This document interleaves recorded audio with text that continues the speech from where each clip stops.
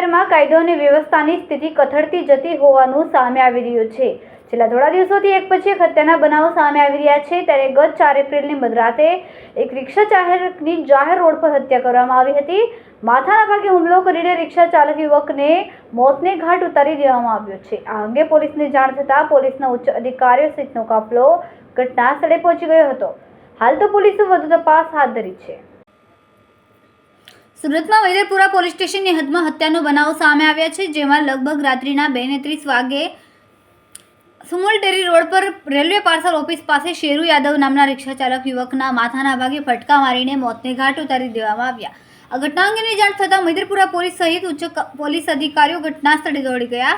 પ્રથમ મૃતદેહને કબજે લઈને હોસ્પિટલ ખાતે પોસ્ટમોર્ટમ અર્થે ખસેડવામાં આવ્યો। હાલ યુવકની હત્યા કોણે કયા કારણસર કરવામાં આવી તેની પોલીસ દ્વારા તપાસ હાથ ધરવામાં આવી છે। અહીં ઉલ્લેખનીય છે કે સુરત શહેરમાં છેલ્લા 2 મહિનાથી પોલીસ કમિશનરનું પદ ખાલી છે, ત્યારે છેલ્લા 4 દિવસમાં 5 જેટલા મર્ડરની ઘટનાઓ સામે આવી છે। વરાછા, લિંબાયત, ખટોદરા, મૈદરપુરા અને સરથાણામાં મર્ડરની ઘટનાઓ સામે આવી છે। વધતા ક્રાઇમના પગલે શહેર પોલીસની કામગીરી સામે પણ સવાલો ઉઠી રહ્યા છે। સુરતથી સુનિલ પાટીલ સાથે ભાવેશ પાટીલ, ગુજરાત સમ્રાટ। આજ રોજ મૈદરપુરા પોલીસ સ્ટેશન ખાતે IPC 302 મુજબ એક મર્ડરનો ગુનો દાખલ થયેલ છે, જેમાં મરણ જનારનું નામ છે શેરુ ભવાની નામ યાદવ, જે ભરથાણા સુરતનો રહેવાસી છે અને એની ઉંમર 37 વર્ષ હતી।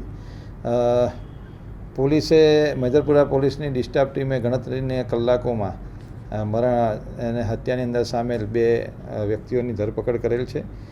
આની અંદર જે મરણ જનાર વ્યક્તિ છે તેની વાઈફ દ્વારા અને એ વાઈફનો એક ઈસમ જોડે અફેર ચાલતું હોવાના લીધે બંને ભેગા થઈને આ ઈસમની હત્યા કરેલી હતી। બનાવનું મેઇન કારણ એટલું હતું, જે પ્રાથમિક પૂછપરછમાં ધ્યાને આવેલું હતું કે આ મરણ જનારની વાઈફ અને જે ઈસમ છે એ બંને વચ્ચે 6-1 મહિનાથી અફેર ચાલતું હતું, જેની જાણકારી આ મરણ જનારને ખબર પડેલી હોવાથી પતિ પત્ની વચ્ચે ઝઘડો ચાલતો હતો, જેથી તેની પત્નીએ તેના પ્રેમી સાથે મળીને આનું મર્ડર કરેલું હતું। આભાર।